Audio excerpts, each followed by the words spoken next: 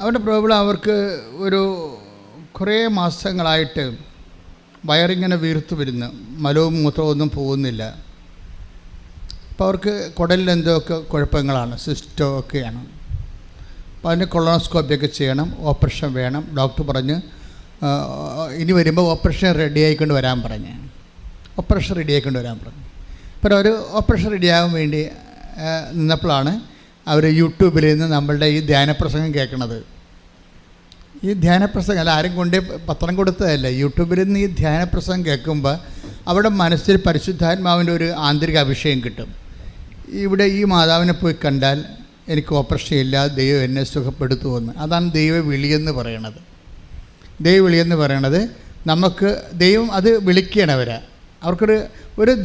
ഒരു ധ്യാനപ്രസംഗം എത്രയോ പ്രാവശ്യം ധ്യാനപ്രസംഗങ്ങളൊക്കെ കേൾക്കുന്നു. അവർക്ക് വിളിയുണ്ടാവണം നിർബന്ധമില്ല. അപ്പം ചിലർക്ക് ദൈവം പെട്ടെന്ന് അവർക്ക് അതിനോടുള്ള ഒരു ആത്മീയ ആകർഷണം കൊടുക്കും. ഈ നമ്മൾ ആദ്യം ആകർഷണമായിട്ടാണ് വരണത്, ദൈവവിളി ആകർഷണമായിട്ടാണ് വരണത്. നമുക്കതിനോട് ആകർഷണം തോന്നും പെട്ടെന്ന്. അപ്പോഴതാണ് ദൈവവിളി എന്ന് പറയണത്. നമ്മൾ അഭിരുചി എന്നൊക്കെ പറയും, പക്ഷേ എന്തഭിരുചി എന്ന് പറഞ്ഞാലും ആദ്യം വരണത് ആകർഷണമാണ്. ഈശോ ഉപയോഗിച്ച വാക്ക് ആകർഷണമാണ്. എനിക്ക് തോന്നുന്നത് യോഹന്നാൻ്റെ സുവിശേഷം 6:27 ആകർഷണം. എൻ്റെ പിതാവിനാൽ ആകർഷിക്കപ്പെടാതെ ശ്രദ്ധിക്കട്ടെ. യോഹന്നാൻ 6:44 യോഹന്നാൻ 6:44 എന്നെ അയച്ച പിതാവ് എന്നെ അയച്ച പിതാവ് ആകർഷിച്ചാലല്ലാതെ ഒരുവനും എന്റെ അടുക്കിലേക്ക് വരാൻ സാധിക്കുകയില്ല. അപ്പൊ ഈ ആകർഷണം എന്നാണ് ദൈവവിളി എന്ന് പറയുന്നത്. ഞങ്ങൾ സാധാരണഗതിയിലെ അച്ഛന്മാർ സിസ്റ്റേഴ്സൊക്കെ ആകുമ്പോൾ ഞങ്ങൾക്ക് ആദ്യം ഉണ്ടാകുന്ന ഒരു ആകർഷണമാണ് ക്രിസ്തുവിനോട്. അപ്പോൾ ഞങ്ങൾ ആകർഷിക്കപ്പെട്ട് കഴിയുമ്പോൾ, ശുശ്രൂഷയ്ക്ക് ആകർഷിക്കപ്പെട്ട് കഴിയുമ്പോൾ ഞങ്ങൾ പിന്നെ അതിൻ്റെ അടുത്ത സ്റ്റെപ്പുകൾ എടുക്കും. അപ്പോൾ ദൈവവിളിയെന്ന് പറയണത് ഞങ്ങൾക്കായാലും നിങ്ങൾക്കായാലും ബേസിക്കായിട്ട് ഇത് ആകർഷണമാണ്. ഇപ്പം തന്നെ പക്ഷെ ആകർഷിക്കുമ്പോൾ നിങ്ങൾ ഓർക്കണം, ആരാണ് ആകർഷിക്കുന്നത്? ദൈവം, പിതാവായ ദൈവമാണ്.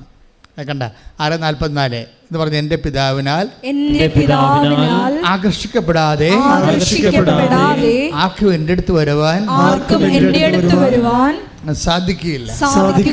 അപ്പൊ ഇതിൻ്റെ അകത്ത് ആകർഷണം വരുമ്പോൾ ഈ ആകർഷണത്തിന് ഇപ്പോൾ നമ്മൾ ശ്രദ്ധിക്കേണ്ട ഒരു വിഷയം, ഇപ്പം നമ്മൾ ഇടിമിന്നലിൻ്റെ ഇപ്പോൾ വർഷകാലത്ത് കാലവർഷത്തിന് വലിയ ഇടിമിന്നലൊന്നുമില്ല, ചെറിയ ചുരുക്ക ഇടിമിന്നലൊക്കെ ഉണ്ടാകത്തുള്ളൂ. പക്ഷെ കൂടുതൽ ആൾക്കാർക്ക് അപകടമൊക്കെ ഉണ്ടാകുന്നത് തുലാവർഷത്തിലെ ഇടിമിന്നലാണ് അല്ലേ. അപ്പോൾ നമ്മൾ ഉടനെ പത്രത്തിലൊക്കെ പറയും, ടി വിയിൽ പറയും, സോഷ്യൽ മീഡിയയിലൊക്കെ പറയും, ഇടിമിന്നലിൻ്റെ കാലത്ത് തുറസായ സ്ഥലത്ത് കൂടി പോകരുത്, അതുപോലെ തന്നെ ഇടിമിന്നലേക്കുന്ന പാത്രങ്ങൾ മുറ്റത്ത് വെക്കരുത് അല്ലേ. അപ്പോൾ അതൊക്കെ ആകർഷണമുണ്ട് അതിനൊക്കെ. ഇതുപോലെ നമ്മുടെ മനസ്സിലും ദൈവവിളിക്ക് കിട്ടാനുള്ള കുറേ ആകർഷണങ്ങളുണ്ട്. അത് ആ മനസ്സ് ഒന്ന് ഒരുക്കിയെടുത്താൽ ഈ ആകർഷണം ആർക്കും കിട്ടും.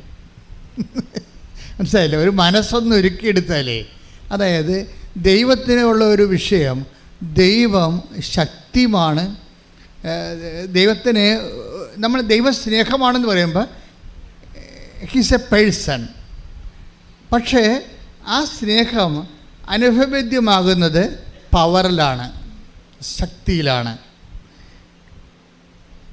അതേസമയത്ത് നമ്മൾക്ക് ഈ ദൈവസ്നേഹത്തെ അതിനോട് കിടപിടിക്കുന്ന രീതിയിലുള്ള മനുഷ്യരോടുള്ള സ്നേഹവും ജീവജാലങ്ങളോടും പ്രകൃതിയോടും ശുദ്ധവെള്ളം, അപ്പോൾ അത് മനുഷ്യരൊക്കെ ജീവിക്കണ എന്താണ്? ശുദ്ധവായു അല്ലേ.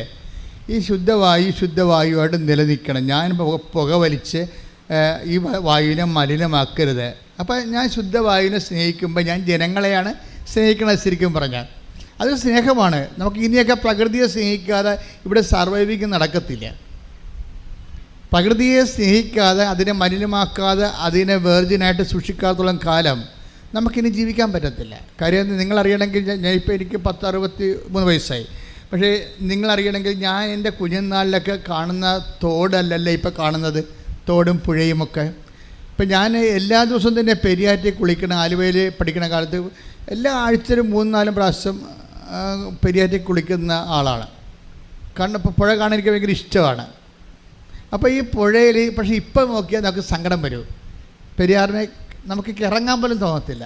എന്താ? It is polluted. ലോകത്തിലുള്ള മുഴുവൻ ഫാക്ടറികളെല്ലാം അതിൻ്റെ ഔട്ട്ലെറ്റ് എല്ലാം അതിൻ്റെ ഇത് വെച്ച് അത് പൊല്യൂട്ടഡ് ആയി കഴിഞ്ഞു. വെള്ളം മാറിപ്പോയി.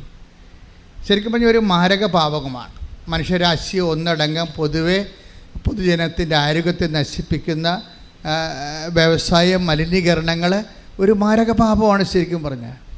അപ്പോൾ ഇത് ഞാനായിട്ട് അതിനൊരു വഴി വെക്കരുത് എന്ന് പറയുമ്പോൾ ആകർഷണമാകും ദൈവത്തിന്. കാര്യം ദൈവമല്ലേ ശുദ്ധമായിട്ട് സൂക്ഷിച്ചതല്ല.